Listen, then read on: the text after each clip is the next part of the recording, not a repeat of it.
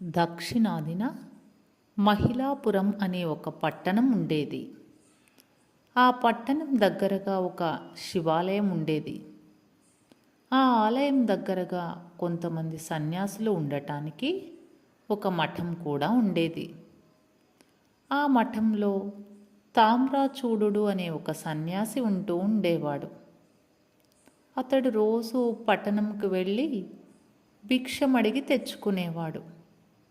తరువాత భోజనం చేసి మిగిలిన అన్నాన్ని భిక్షాపాత్రలో వేసి దానిని పైన దూలానికి కట్టిన ఒక ఉట్టిలో ఉంచేవాడు.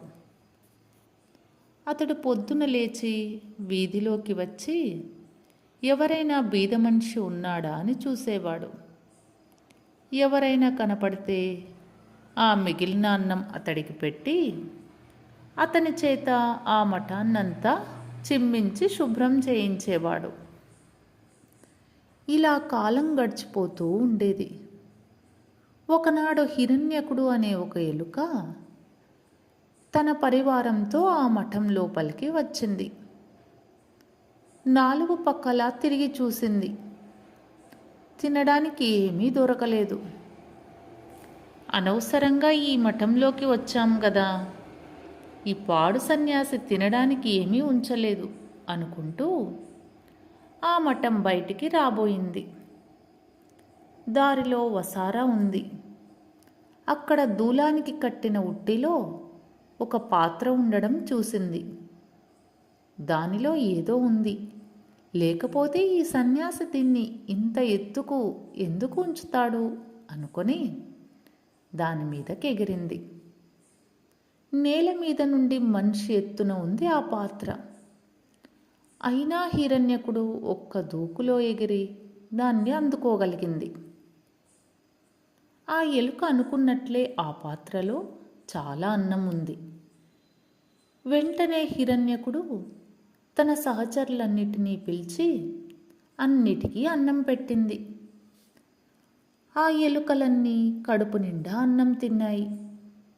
చివరకు తాను కూడా తిని హిరణ్యకుడు అక్కడ నుండి తన చోటుకు వెళ్ళిపోయింది. హిరణ్యకుడు రోజు ఇలాగే చేయసాగింది.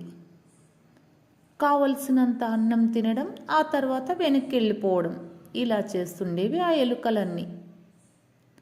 తామ్రాచూడుడికి ఈ ఎలుక వలన చాలా ఇబ్బందిగా ఉండేది. తెల్లారేసరికి పాత్రలో అన్నం కొంచెం కూడా ఉండేది కాదు. అంచేత మఠాన్ని శుభ్రం చేయడానికి ఎవరినీ పిలవలేకపోయేవాడు. ఇంత అన్నమైనా లేకపోతే మఠాన్ని ఎవరు శుభ్రం చేస్తారు? ఏం చేయడమో తెలియక బాధపడినాడు తామ్రాచూడు. ఒకరోజు ఎక్కడి నుంచో ఒక వెదురుకర్ర తెచ్చాడు. రాత్రిళ్ళు పడుకొని నిద్రపోయేటప్పుడు మధ్య మధ్య అట్లా పడుకుని చేతిలోని కర్రతో భిక్షా పాత్రను తడుతూ ఉండేవాడు. హిరణ్యకుడు ఆ పాత్రలో ఉంటే ఆ కర్ర దెబ్బకు తనకి ఎక్కడ తగులుతుందోనని భయపడి కిందకు దూకేది. మరుక్షణం పైకెగిరి పాత్రలోకి వెళ్ళి కూర్చునేది. మళ్ళీ తామ్రాచూడు ఆ కర్రతో కొట్టేసరికి బయటకు దూకేసేది. ఇలా రాత్రంతా తామ్రాచూడుడికి హిరణ్యకుడికి మధ్య యుద్ధం జరుగుతూనే ఉండేది. కొన్ని రోజులు హిరణ్యకుడు ఏమీ తినకుండా తన సైన్యంతో పాటు వెనక్కి వెళ్ళిపోయేది. ఇలా ఎన్నో రోజులు గడిచాయి. ఒకరోజు తామ్రాచూడుడి స్నేహితుడైన మరొక సన్యాసి వచ్చాడు. అతని పేరు నిత్యానందుడు. అతనికి తామ్రాచూడునికి మధ్య చాలా రోజుల నుండి స్నేహం ఉండేది. రాత్రిపూట ఇద్దరూ పడుకొని కథలు చెప్పుకుంటున్నారు. నిత్యానందుడు కథ చెప్తుంటే తామ్రాచూడు వింటూ మధ్య మధ్య వెదురు కర్రతో భిక్షాపాత్రను కొడుతూ ఉన్నాడు. ఒక్కోసారి కథకు కొట్టడం కూడా మానేసేవాడు. కానీ పాత్రను మాత్రం మర్చిపోకుండా కొడుతూనే ఉండేవాడు. నిత్యానందుడికి చాలా కోపం వచ్చింది. నేను కథ చెప్తుంటే వినకుండా నన్ను అవమానం చేస్తున్నాడు వీడు. పైపెచ్చు వెదురు కర్రతో తాళం వేస్తూ ఏదో పాడుకుంటున్నట్లున్నాడు. నేనిక్కడ ఉండను, వెళ్ళిపోతాను అనుకొని, ఒరే తామ్రచూడా, నేనిక నీతో ఉండను, నేనిప్పుడే ఇంకో చోటుకు వెళ్ళిపోతాను. నేను నీ స్నేహితుడిని, నీకు అతిథిగా వచ్చాను. నన్ను ఎలా గౌరవించి తృప్తిపరచాలో నీకు తెలియలేదు. నా మాట కూడా వినడం లేదు నువ్వు. నేను పక్క కథ చెప్తూ ఉంటే నువ్వు అది వినకుండా వెదురు కర్రతో తాళం వేస్తున్నావే. చాలిక నీ స్నేహం, నేను వెళ్తా అని బయలుదేరాడు. తామ్రచూడుడన్నాడు, మిత్రమా, కోప్పడకు.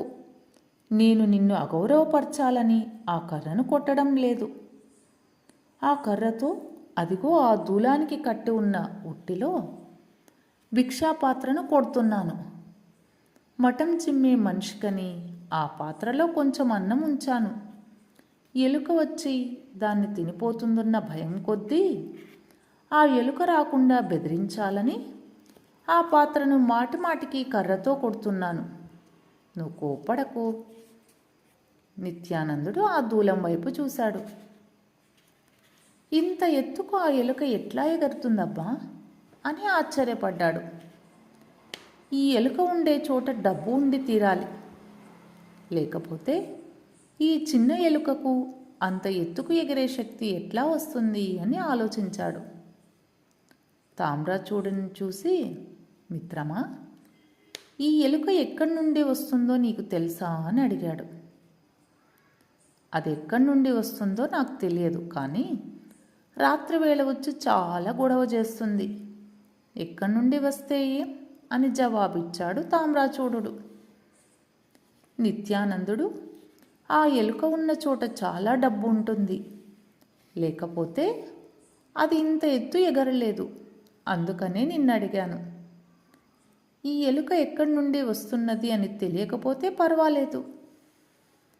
ఇప్పుడు ఆ ఎలుక వెళ్ళే చోటును జాగ్రత్తగా చూసి కనుక్కుందాం. కనుక ఒక గడ్డపారను కూడా తీసుకుపోతే ఆ ఎలుక ఉండే చోటును తవ్వి చూడొచ్చు అన్నాడు. హిరణ్యకుడు ఈ మాటలన్నిటినీ వింటోంది. నిత్యానందుడి మాటలు విని దానికి భయం వేసింది. ఎందుకంటే నిత్యానందుడు చెప్పిందంతా నిజమే. నేనుండే చోట డబ్బున్న మాట నిజమే. ఇతడు నా వెంబడే వచ్చి ఆ డబ్బంతా తీసేసుకుంటాడేమోనని భయపడింది హిరణ్యకుడు. ఇంతలో తామ్రచూడు ఒక దీపాన్ని, గడ్డపారను తెచ్చి నిత్యానందుడికి ఇచ్చాడు. నిత్యానందుడు వాటిని చేత పట్టుకొని హిరణ్యకుణ్ణి తరమసాగాడు. హిరణ్యకుడు తన పరివారంతో చాలా దూరం పరిగెత్తింది. తిన్నగా తన బొరియలోకి వెళ్తే నిత్యానందుడు డబ్బును తీసేసుకుంటాడని ఇంకోవైపు పరిగెత్తింది. దురదృష్టవశాత్తు ఆ దారిలో పిల్లి ఎదురుగా వచ్చింది. ఎలుకల గుంపును చూడగానే పిల్లికి భలే సంతోషమేసింది. ఒక్క దూకు దూకింది ఆ గుంపు మీదకి. హిరణ్యకుడు మాత్రం తప్పించుకుంది. తన బొరియ వైపు వెళ్ళిపోయింది. పిల్లికి భయపడిన మిగతా ఎలుకలకు ఏం చేయాలో తోచక అవి కూడా హిరణ్యకుడి వైపు వచ్చాయి. నిత్యానందుడు ఇదంతా గమనించాడు. వెంటనే అతను ఆ బొరియను గడ్డపారతో తవ్వసాగాడు. అక్కడి నుండి ఎలుకలు అటు ఇటూ పరిగెత్తాయి. నిత్యానందుడు మోకాలి లోతు తవ్వాడు. అక్కడ ఒక పెద్ద పెట్టె కనబడింది. దానిని తెరిచాడు. దాని నిండా బంగారు నాణేలు మెరుస్తున్నాయి.